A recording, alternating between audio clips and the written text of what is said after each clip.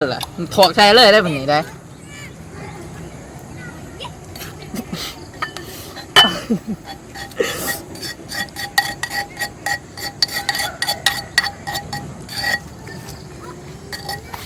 เล็กหน่อยเนาะ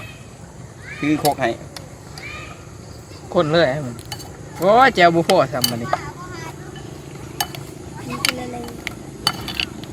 กินสมมังย่อมอยู่กับขีมเสเนาะขีมบ้าจะดีแคมเด้อโอ้แค่ไปสิโอ้ยอันได้ขีมโอ้ยขีมมันเห็นเนาะ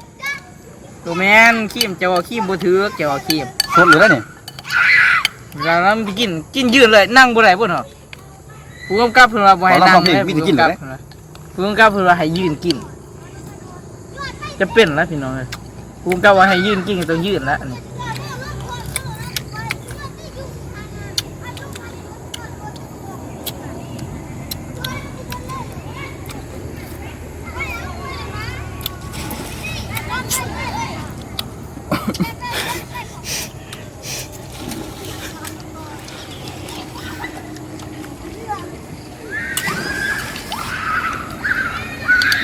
เผ็ดอ๋อ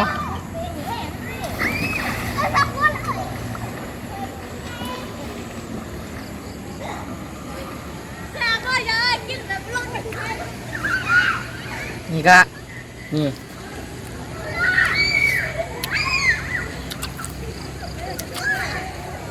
มากินอยู่ขีมเสเนาะขีมเนี่ยยอเข้มสิขีมอยู่ไหนเลี้ยงลมน้ำมันก็ที่เย็นๆเนาะมันกินดูกับแคมเสพาดเด้อพี่น้องมันย่อมนี่ครับพาดน้อยนึงมันยังหน่อยนะพาดสีสมัครเลยนี่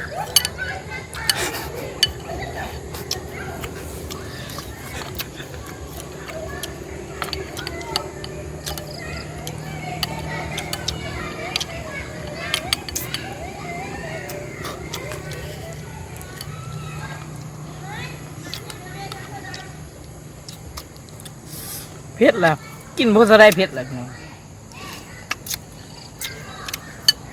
หวานเนาะดักหวานรสสมเนาะ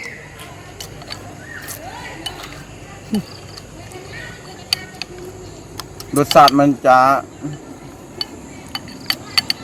มัวแซ่บปานใดเนาะแต่ควายจะไล่น้ำมากเลยนี่ไล่น้ำได้เพียงไล่น้ำมากพี่น้อง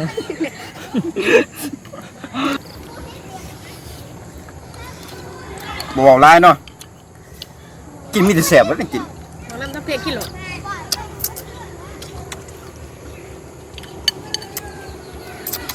นี่มาแต่วงเฮียนนี่พี่น้องเฮ็ดเลยกินเลยอยาก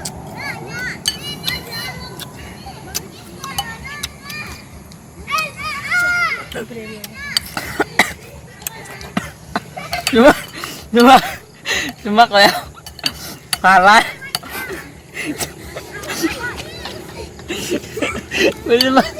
นี่เนาะมาดับเลยเดี๋ยวกูว่ามันเผ็ดบ่ระบบเผ็ดนี่กินในเบิ่งไง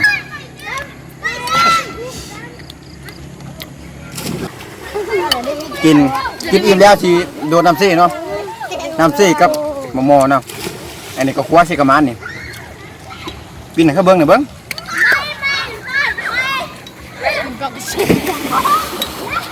เด้งหน่อยเนาะเบิ้ลไล่พี่น้องยังไม่ได้การแบบนี้เพชรจนน้ำตาไหลเลยนี่เบิ้งนี่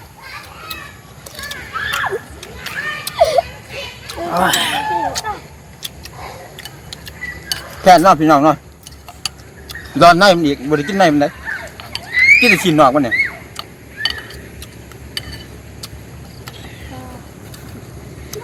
ฝรั่งตาสามเลยมาเลย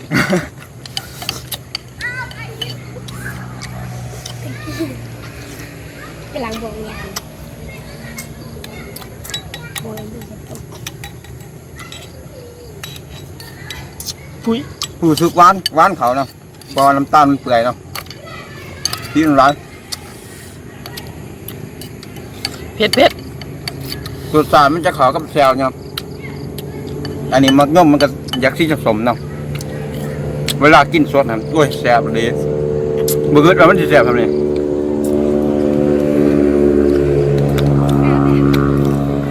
เ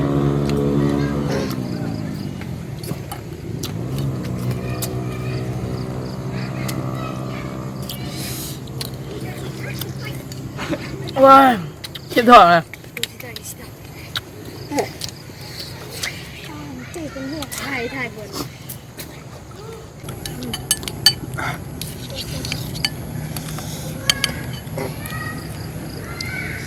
คลิปนี้ก็กดไลค์กดแชร์หน่อยได้นี่เบิ่งนี่ช่วงนี้เปื้อนเบิดล่ะล่มนี่ลงทึนเมื่อกี้อยู่นี่ล่มเบิดล่ะนี่เกลือแตกนี่เพชรเกลือแตกเบิดล่ะกินหลาย บ่ไหวเลยเนาะ เพชรลงทึนเมื่อกี้อยู่นี่ก็มือล่มเนาะ ตาเขาเป็น ชมเปียกเบิดล่ะต้นน้ำนี่ จะลืมกดไลค์กดแชร์ กดไลค์กดแชร์ กด เนี่ย Subscribe อะไรนะ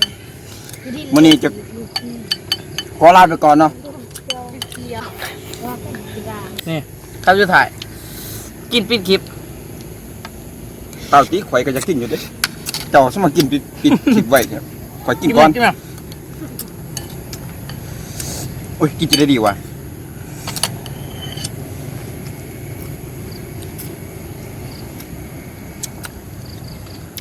คลิปนี้ก็มีแต่ทำนี่เนาะอิ่มล่ะ บ่ยอมได้ เจ็บท้อง เจ็บคอขอลาไปก่ ได้ อน ก่อน